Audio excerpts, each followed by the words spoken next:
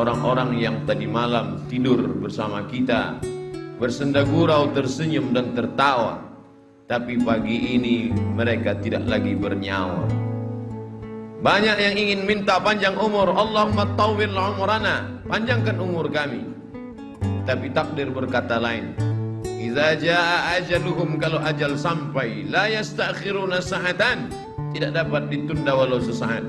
Wala yastaqdimun, tidak pula dapat dimajukan walaupun sesaat. Sebagiannya mati, tapi sebagian lagi masih hidup, bernyawa, tapi tetap tidak dapat bangkit dari tempat tidur. Meleleh air matanya mendengarkan suara azan masuk ke dalam ruang-ruang rumah sakit. Hayya 'alas shalah. Bergetar hatinya, tapi kaki tak dapat melangkah, tangan tak dapat menghayun. Apa sebab? Karena nikmat sehat dicabut oleh Allah Subhanahu wa ta'ala. Sebagian hamba Allah ada yang berlari-lari, berkejar-kejaran di tengah jalan raya ketika kumandang azan sedang dikumandangkan. Badannya sehat, dia masih hidup dan bernyawa, tapi ada satu nikmat besar yang dicabut Allah dari dalam dirinya. Nikmat terbesar itu adalah nikmat istiqamah. Para ulama berkata, al-istiqamah khairun min alfi karamah. Satu istiqamah lebih baik daripada 1000 karamah. Karena 1000 karamah bila tidak dijaga dengan istiqamah, maka dia dapat hilang. Oleh sebab itu Nabi Muhammad SAW berkata, berpesan ketika datang seorang laki-laki berkata, "Ausini wa aujiz," beri aku pesan, tapi jangan panjang-panjang, singkat dan padat, agar aku dapat mengamalkannya. Nabi hanya berkata satu pesan, "Qul," katakan, "amantu billah, tsumma istaqim," katakan aku beriman kepada Allah, setelah itu istiqamahlah. Alhamdulillah, yang hari ini ketiga nikmat itu masih ada dalam diri kita. Nikmat hidup, masih bersemayam ruh di dalam jasad. Nikmat sehat, kita masih bisa meringankan langkah, menghayunkan tangan datang ke rumah Allah. Nikmat istiqamah, sampai hari ini hati masih tetap bergetar ketika nama Allah dikumandangkan. Wa idza tuliyat 'alaihim ayatuhu zadatuhum imana. Ketika ayat-ayat Allah dibacakan, bertambah iman mereka. Kenapa demikian? Karena masih ada modal utama, la ilaha illallah Muhammadur Rasulullah, maka amal soleh sebagai tambahannya. Imam Muslim membuat satu bab dalam kitab Sahih Muslim, al-iman yazid wa yanqus. Iman bertambah dan iman bisa berkurang. Kapan iman bertambah?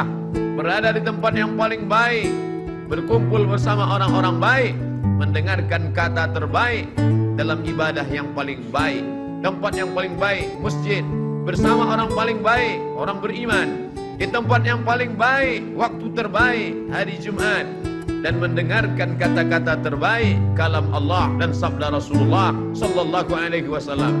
Maka saat ini iman sedang sepenuh-penuhnya berada di tempat yang tidak baik, bersama orang yang tidak baik, dalam keadaan yang tak baik, dalam perbuatan yang tidak baik, maka iman berkurang, bahkan bisa hilang sama sekali. La yazni zani hina yazni wa huwa mu'min. Orang beriman tidak akan berzina kalau ada iman dalam dirinya. Wa la yasriqus sariqu hina yasriqu wa huwa mu'min. Pencuri tidak akan mengambil harta orang kalau ada iman dalam dirinya. Wa la yazni zani wa la yashrabu syaribu hina yashrabu wa huwa mu'min. Peminum khamar, pecandu narkoba tidak akan menggunakan khamar kalau ada iman dalam dirinya. Lalu Ikrimah, murid Sayyidina Abdullah bin Abbas radhiyallahu anhu, bertanya kepada Nabi sallallahu alaihi wasallam.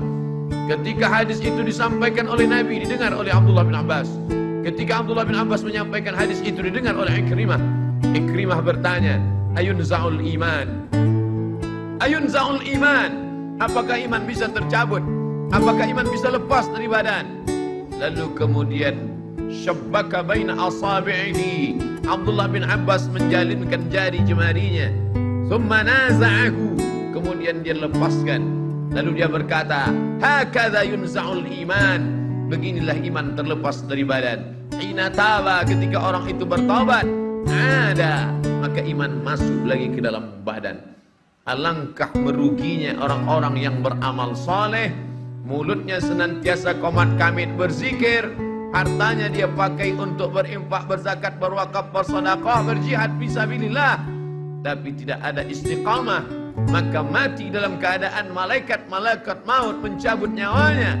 Ketika itu iman tidak ada dalam dirinya. Wa qadimna ila ma 'amilu min 'amalin, saatnya nanti datang malaikat membawakan amal-amalnya.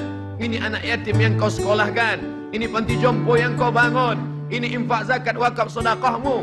Faja'alnahu haba'an mansura, tapi kami jadikan amalnya itu seperti debu yang ditiup angin, tak bermakna di hadapan Allah.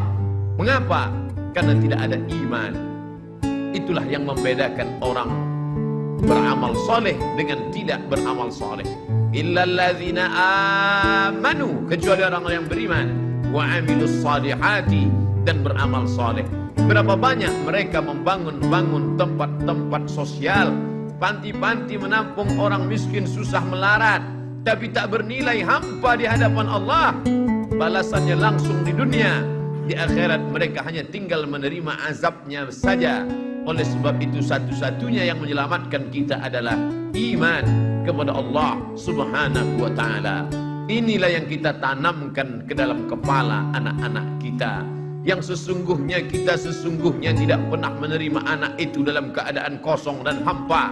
Tidak ada seorang pun dari kita yang istrinya mengandung 9 bulan 10 hari lamanya melahirkan anak dalam keadaan kosong. Mereka sudah diisi dengan satu program. Karena sebelum roh itu dibawa oleh malaikat ke dalam rahim, roh sudah siap, sudah bersaksi bersyahadat di hadapan Allah Subhanahu wa ta'ala. Wa iz, ingatlah. Mengapa Allah awali ayat itu dengan kata ingatlah? Karena banyak orang yang tidak ingat, mereka lupa. Maka Allah ingatkan mereka, wa iz, ingatlah.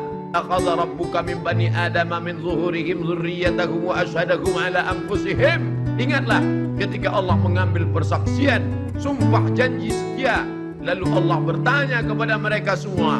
Allah bertanya bukan karena Allah tidak tahu, Allah Maha tahu, tapi Allah mau beritahu pada siapa yang tidak tahu dan tidak mau tahu. Saat itu Allah bertanya, alastu bi rabbikum, bukankah aku Rabb kamu?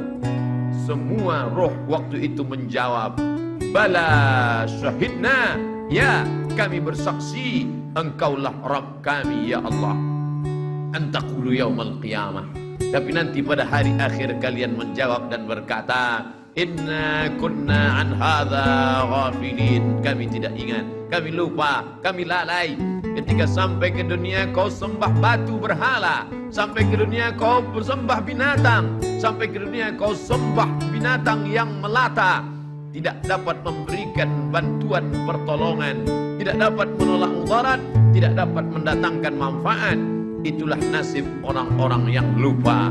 Maka dikirimkan Allah Nabi demi Nabi turun, Adam, Idris, Nuh, Saleh, Ilyas, Ilyasa, Zakaria, Musa, Yahya, Isa, Daud, Sulaiman, Ayub, Zulkifli. Maka mereka semua menjelaskan tentang satu konsep, la ilaha illallah, la ma'buda bihaqqin illallah. Tidak ada yang sebenar-benar hak untuk disembah kecuali Allah Subhanahu wa ta'ala. La mahbuba bihaqqin illallah, tidak ada yang benar-benar dicinta kecuali Allah. Cinta kepada anak, anak akan durhaka. Cinta kepada pasangan hidup, mereka akan mati meninggalkan kita. Cinta kepada harta, harta akan binasa. Cinta kepada kuasa, kuasa akan sirna. Maka tumpahkanlah cintamu kepada Dia yang tak pernah berakhir dan maha sempurna. Siapa Dia? Allahu la ilaha illa huwa. Bagaimana Dia? Al-Hayyu, Dia maha hidup. Al-Qayyum, Dia maha mengatur. Dia tidak hanya sekedar hidup, tapi Dia juga mengatur segala kehidupan. La tasqutu min waraqatin illa ya'lamuha. Tidak ada satu daun pun yang gugur melainkan dalam pengetahuannya yang sempurna.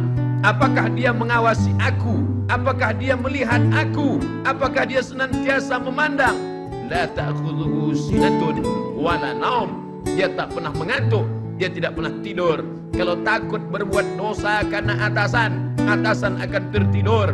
Kalau takut berbuat salah karena orang tua akan mengantuk. kalau takut berbuat zalim karena orang lain petugas keamanan, maka mereka pun akan meninggalkan kita. Tapi kita takut karena dia la ta'khudhuhu sinatun wala naum. Berkuasakah dia? Sehebat apa kekuasaannya? Lahu ma fis samawati wa ma fil ard. Apa yang ada di langit, apa yang ada di bumi, semua milik dia. Tu'izzu man tasha, siapa yang mau kau angkat setinggi-tingginya. Wa tudhillu man tasha, siapa yang mau kau hinakan, kau rendahkan, kau jatuhkan serendah-rendahnya. Biyadikal khair, dalam genggaman kuasamu ada segala kebaikan ya Allah.